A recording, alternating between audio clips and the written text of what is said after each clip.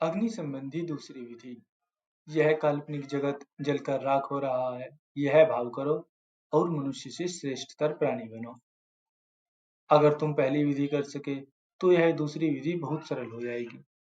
अगर तुम भाव कर सके कि तुम्हारा शरीर जल रहा है तो यह भाव करना कठिन नहीं होगा कि सारा जगत जल रहा है, क्योंकि तुम्हारा शरीर जगत का हिस्सा है और तुम अपने शरीर के द्वारा ही जगत को जानते हो, उससे जुड़े हो। सच तो यह है कि अपने शरीर के कारण ही तुम इस जगत से जुड़े हो। जगत तुम्हारे शरीर का फैलाव है। अगर तुम अपने शरीर के जलने की कल्पना कर सकते हो तो जगत के जलने की कल्पना करना कठिन नहीं है। और सूत्र कहता है कि यह जगत काल्पनिक है, वह है क्योंकि तुमने उसे माना हुआ है और यह सारा जगत जल रहा है, विलीन हो रहा है। लेकिन अगर तुम्हें लगे कि पहली विधि कठिन है तो तुम दूसरी विधि से भी आरंभ कर सकते हो। पर पहली विधि को साध लेने से दूसरी विधि बहुत आसान हो जाती है। और असल में अगर कोई पहली विधि को साध ले तो दूसरी विधि की जरूरत ही नहीं रहती। तुम्हारे शरीर के साथ सब कुछ अपने आप ही विलीन हो जाता है। लेकिन यदि पहली विधि कठिन लगे तो तुम दूसरी विधि में सीधे भी उतर सकते हो। मैंने कहा कि अंगूठे से आरंभ करो क्योंकि वे सिर से अहंकार से बहुत दूर है।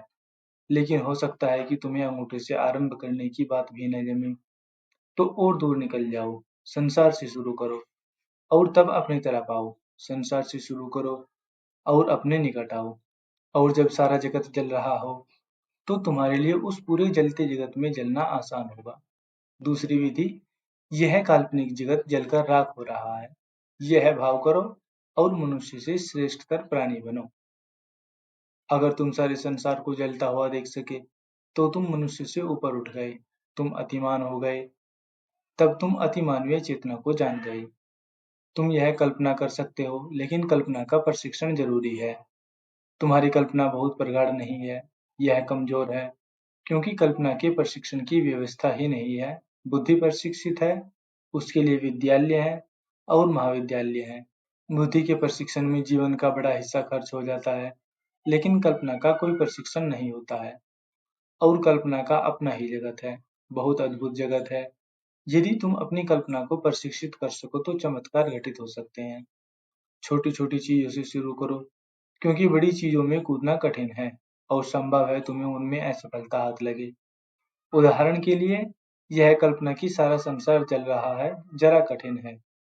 यह भाव बहुत गहरा नहीं जा सकता है। पहली बात कि तुम जानते हो कि यह कल्पना है। और यदि कल्पना में सोचो और यदि कल्पना में तुम सोचो भी कि चारों ओर लपटे ही लपटे हैं, तो भी तुम्हें लगेगा कि संसार जला नहीं है, वह अभी भी है, क्योंकि यह केवल तुम्हारी कल्पना है और तुम नहीं जानते हो कि कल्पना कैसे यथार्थ बनती है। तुम्हें पहले उसे महसूस करना होगा। इस विधि में उतरने के पहले एक सरल प्रयोग करो। अपने दोनों हाथों को एक दूसरे में गूंथ लो, आंखें बंद कर लो और भाव करो कि अब वे ऐसे गूंथे हैं कि खुल नहीं सकते और उन्हें खोलने के लिए कुछ भी नहीं किया जा सकता। शुरू-शुरू में तुम्हें लगेगा कि तुम केवल कल्पना कर रहे हो और तुम उन्हें खोल सकते हो, लेकिन तुम सतत 10 मिनट तक भाव करते रहो कि मैं उन्हें नहीं खोल सकता। मैं उन्हें खोलने के लिए कुछ भी नहीं कर सकता। मेरे हाथ नहीं खुल सकते। और फिर 10 मिनट के बाद उन्हें खोलने की कोशिश करो। 10 में से 4 व्यक्ति तुरंत सफल हो जाएंगे। 40% लोग तुरंत कामयाब हो जाएंगे। 10 मिनट के बाद वे अपने हाथ नहीं खोल सकते। कल्पना यथार्थ हो गई। वे जितना ही संघर्ष करेंगे, वे हाथ खोलने के लिए जितनी ताकत लगाएंगे, उतना ही हाथों का खुलना कठिन होता जाएगा। तुम्हें पसीना आने लगेगा। तुम्हारे ही हाथ हैं और तुम देख रहे हो कि वे बंध गए हैं और तुम उन्हें नहीं खोल सकते। लेकिन भयभीत मत हो।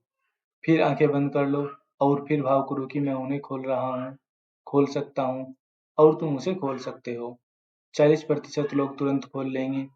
ये 40% लोग इस विधि में आसानी से उतर सकते हैं। उनके लिए कोई कठिनाई नहीं है। बाकी 60% के लिए यह विधि कठिन पड़ेगी।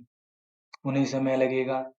जो लोग बहुत भावप्रवण हैं, वे कुछ भी कल्पना कर सकते हैं और वह घटित होगा। और एक बार उन्हें यह प्रतीति हो जाए कि कल्पना यथार्थ हो सकती है, कि भाव वास्तविक बन सकता है, तो उन्हें आश्वासन मिल गया और वे आगे बढ़ सकते हैं। तब तुम अपने भाव के द्वारा बहुत कुछ कर सकते हो। तुम अभी भी भाव से बहुत कुछ करते हो, लेकिन तुम्हें पता नहीं होता।